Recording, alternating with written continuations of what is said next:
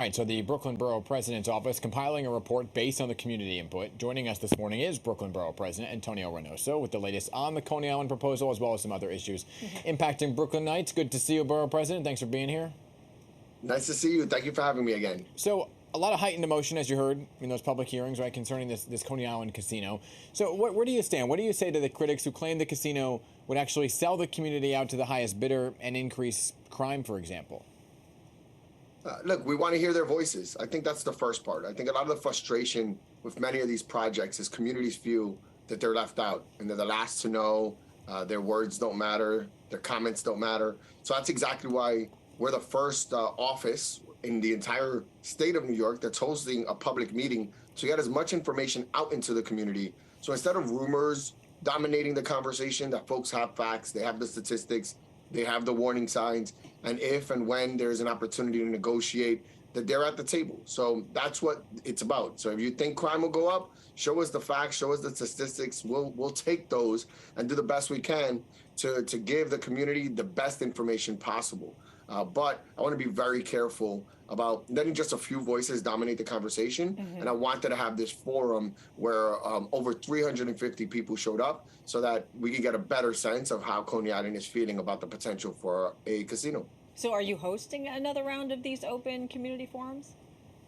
So what we're doing is we did 2 community forums, one in the morning during work hours and one in the nighttime after work hours, specifically to get as broad a swath of folks as possible to participate. What we will be doing now is being a bit more proactive. So we might be going to schools, to NYCHA tenant associations, senior centers. We're going to move around and be proactive in gathering more information from folks that probably didn't show up or couldn't show up for whatever reason. So there won't be any more public forums, but we will be doing more proactive work because it's a ton of folks. It's not just the 400 people that showed up to these 2 events, and I want to do my part. So not a done deal. Not a done deal at all. And I want to be very clear. I haven't taken a position on this. I'm trying to be as impartial as possible so that we could come to the best decision with the best information available. Okay. Let's talk about another big issue right now, which will impact several neighborhoods across Brooklyn. We've talked about it, and it's the repairs of the BQE in Brooklyn Heights, right? So this has been a controversial issue. The Department of Transportation considering building this temporary road to divert traffic, which could delay even further. What can you tell us about where this stands right now? It's concerning. Right now, what we see is that the city is in charge of just this one central area of the BQE in all of the BQE, right? The rest of it is run by the state. The State Department or the state and the governor have decided that they don't want to be a part of reimagining the BQE from Greenpoint all the way down to Bay Ridge. And that's concerning for us. We think there's huge issues on this infrastructure that needs replacing and reinventing. And for only this one portion of the cantilever to be what we're paying attention to is what concerns me. But the cantilever is falling apart, and we have to take care of it.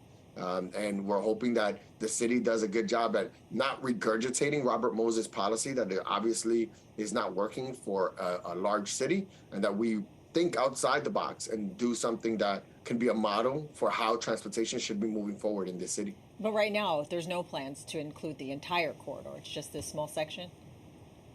Yes, that's exactly it, because the state doesn't want to be a part of it. And it's unfortunate because the neighborhoods to the north and the south have the highest asthma rates in the borough, or one of the highest asthma rates in the borough, had their community split in half because Robert Moses decided to build this structure right in between their communities.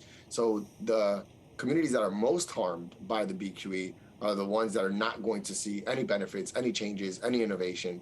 And it's an unfortunate reality that we're facing. And I'm very sad that and disappointed that the state decided that they don't want to be a part of this conversation. Yeah.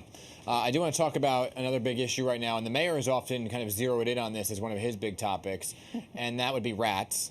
And he's looking to hire this rat czar to be determined of who that's going to be, right? Yeah. But your office is also tackling the rat infestation in your borough, kind of picking up where Eric Adams left off. He was the former Brooklyn Borough President, and he made that one of his prime tasks. What are you doing? So I might put my resume in for Rat Czar if Eric might let me have it. Look, it's getting very bad in this city, and I'm happy that they're taking on more initiatives that they brought from Borough Hall. Borough Hall itself, now we're going to have a public meeting or be available to the public so that we can start addressing rat issues in problem areas in Brooklyn. But we've always had the same conversation, and the solution to solve for this problem. There you go. The Rat Academy. You learn how to handle the rat issue, and it's asking everybody to be a part of this conversation, because usually the only people that are responsible are the city agencies, and we cannot solve this rat problem with just the city agencies. We need to be a part of it as well, and we have some great ideas and great teachings, I guess, that we're going to give at this Rat Academy, and I'm really excited for it and for Brooklyn. I actually really like that idea. You should take it on the road and go to all the boroughs at Rat Academy.